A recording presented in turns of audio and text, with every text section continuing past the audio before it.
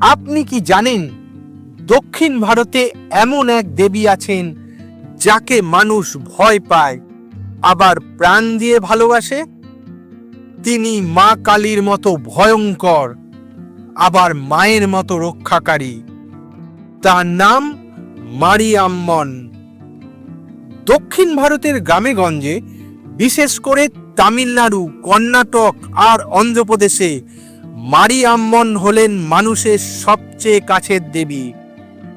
মারি শব্দের অর্থ রোগ ও মহামারী। প্রাচীনকালে যখন বসন্ত, জ্বর বা অজানা রোগে গ্রাম ধ্বংস হতো, মানুষ বিশ্বাস করত এই রোগের ওপর দেবীরই অধিকার আছে। মারিয়াম্মনকে দেখা যায় উগ্র রূপে, হাতে ত্রিশূল বা খড়গ, চোখে আগুনের দৃষ্টি, ঠিক যেন বাংলার মা কালী। কিন্তু তিনি ধ্বংসের দেবী নন।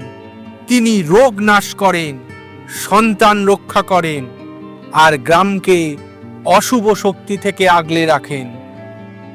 দক্ষিণে যেমন কালী, সেখানে মারিয়াম্মন তেমনি লোকজ শক্তির প্রতীক।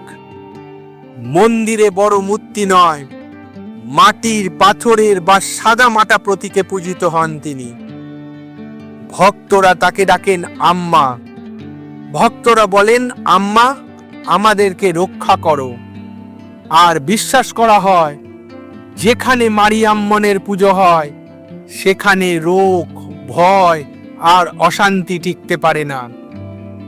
তিনি ভয়ঙ্কর কারণ তিনি অশুভ ধ্বংস করেন। তিনি মা কারণ তিনি জীবন বাঁচান।